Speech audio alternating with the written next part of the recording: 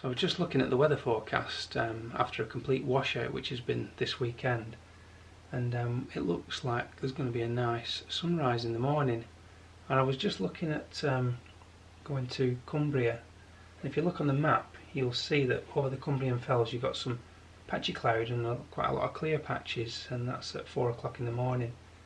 However, more importantly, over the eastern side there's no cloud whatsoever, which basically means that when the sun comes up, all the cloud over the Cumbrian Fells should underlight nicely and give an amazing dawn display. So where am I going? So I'm thinking I'm going to Blea Tarn. Now, I've been to Blea Tarn just loads of times. In fact, I'm almost sick of going and getting nothing. But given that forecast, I think tomorrow will be the one. So I've got to leave here at about 4:30. I should make it for sunrise at 6 or 7 quite easily, because where you park at Blea Tarn, it's only a couple of minutes walk down to the edge of the tarn. So fingers crossed, we could be on. Right, I've arrived. So it's about 10 minutes before sunrise, and the question is, have the weather forecasters got it right? And the answer is, have the heck. As you can see behind me, there's a lot of white cloud causing problems. There's a little bit of high colour, but not really much to speak of. I suppose in the grand scheme of things, I've only travelled for an hour and a half to get here, which isn't bad. Some of you might travel 4 or 5 hours to get here for dawn, and I can imagine that's really frustrating to find that the forecast is completely the opposite to what they said it would be.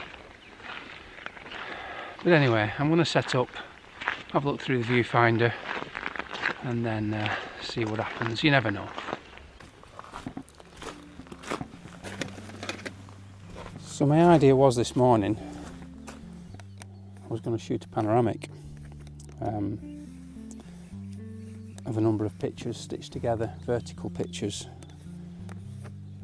or portrait format.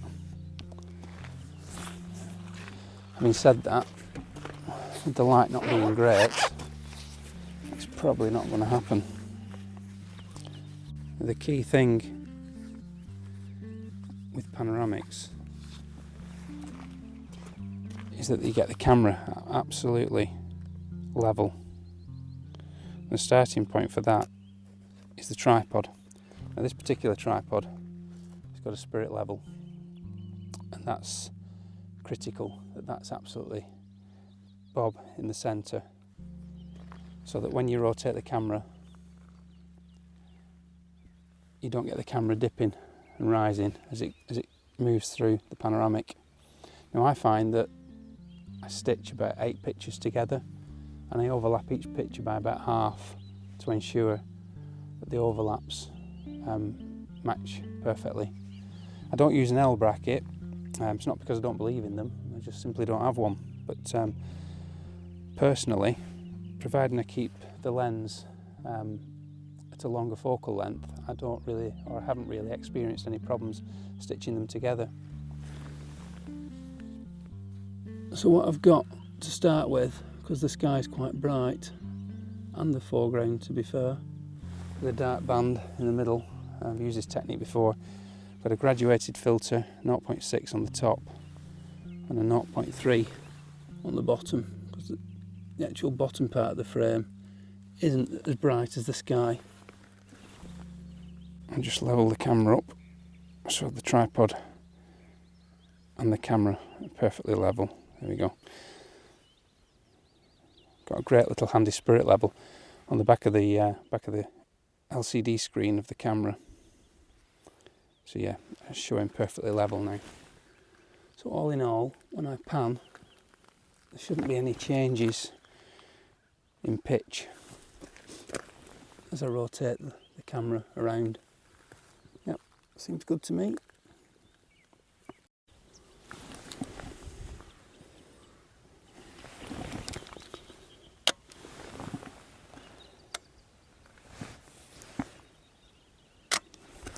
And we're away.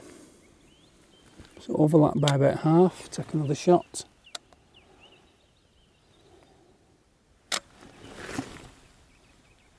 overlap by a half, another shot.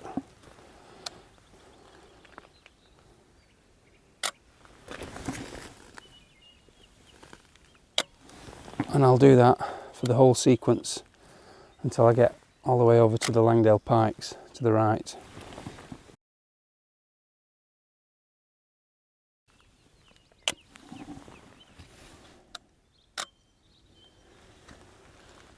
Okay, I'm not convinced that's the best shot I've ever taken, but I'll have a look when I get back on the computer to see if I can make anything of it.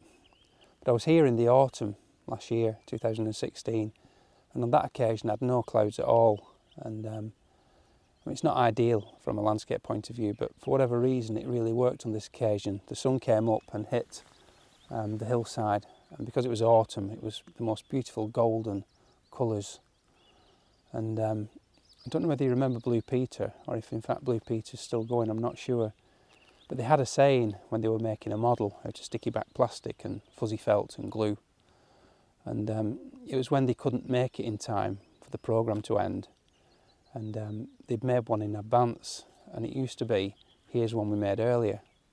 Well, I'm going to use that same saying, here's one I made earlier.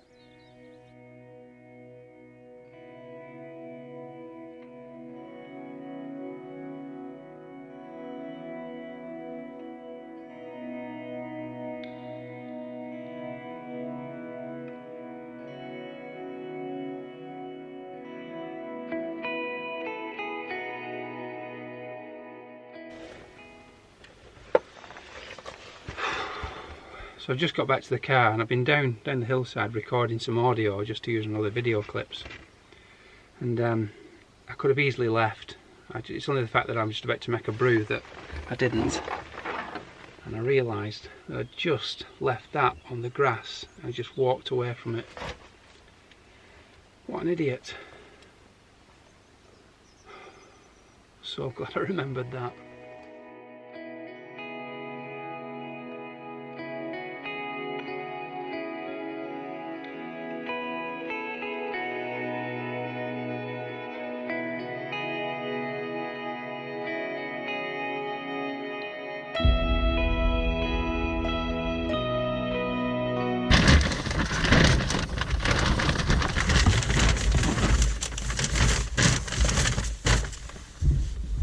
Okay, so I've come to a place called Fair Sowry, or Sowry, not sure how you pronounce it, and it's just to the east of Esthwaite Water, just to the west of Lake Windermere.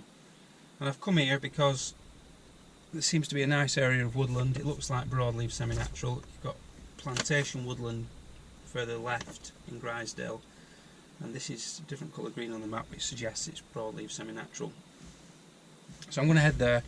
I think for me this morning it's been a bit of a disaster so far, and the whole point of these videos is to get that key picture at the end that says, you know, this is what it's all about, and I've not achieved that.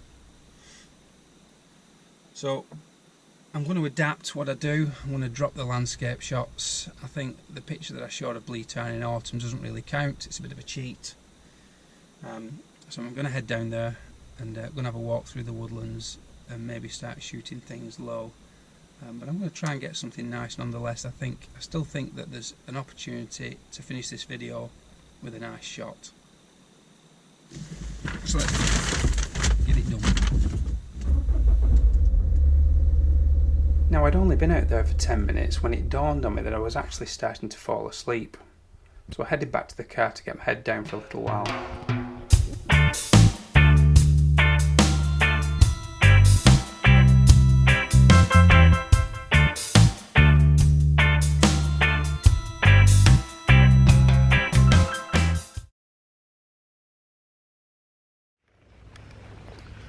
I've been wandering around this woodland now for about half an hour looking for decent compositions, and finally settled on a little cluster of wood sorrel that's growing on this big mossy boulder. I don't know whether you can see it, but I've just been shooting this one, but I've also been shooting one or two others as well.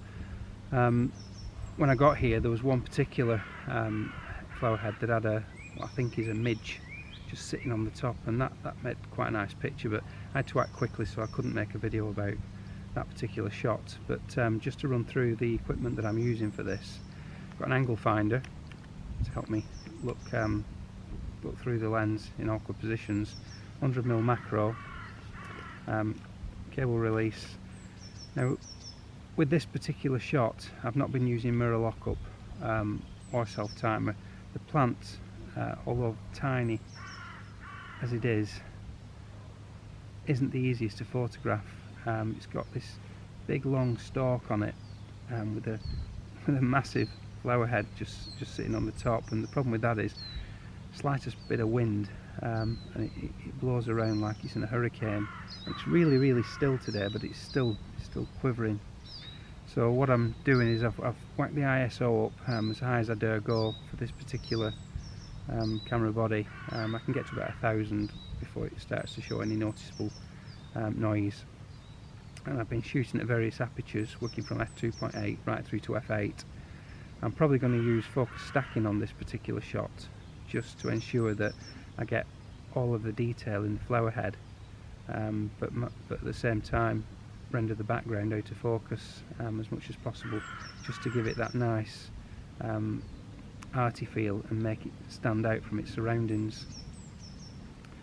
So I'm sorry if we didn't get the landscape picture that we hoped for this morning, but it's nice when you can just sort of shift what you're doing and work with other subjects.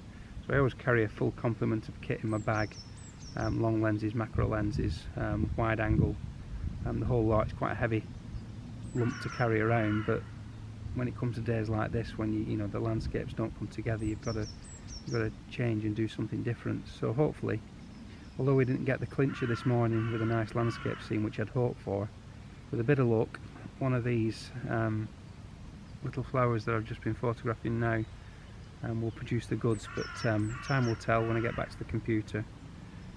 So yeah, that's about it. So if you've enjoyed the video, please click the subscribe button to see more, and like and comment if you wish, and until next time, see you all soon.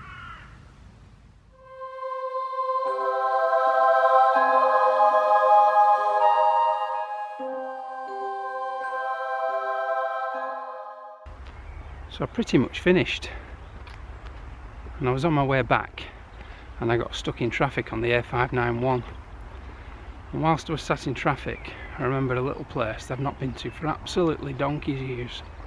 It's called Latterbarrow Nature Reserve, and Latterbarrow, if you've never been, is an area of species rich grassland.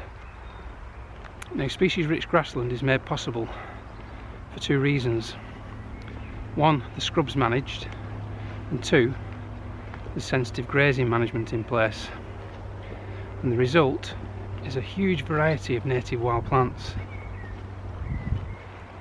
And at this time of year it's particularly good for cowslips. As I'm looking round, there's hundreds of them growing around me. So I've got my 100 to 400mm lens and I've got a beanbag, and I'm going to have a look round and see if I can find a nice group to photograph. Just be aware that dangers lurk at Latterbarrow. 10 minutes on one of these having your butties will lead to a week of pain. These are actually wood ants' nests, so beware.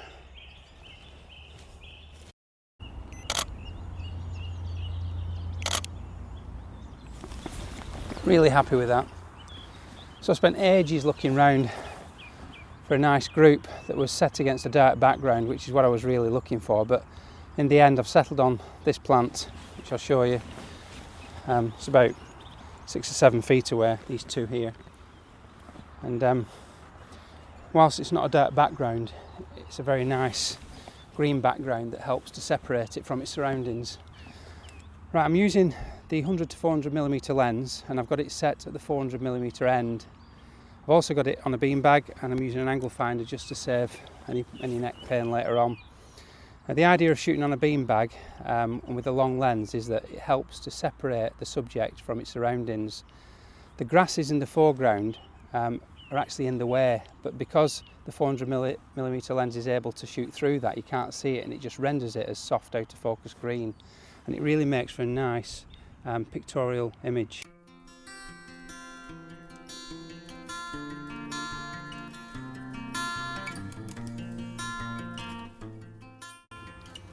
But overall, very happy with that. I think it's a really nice end to the day, and in terms of this video, that really is it. See you again soon.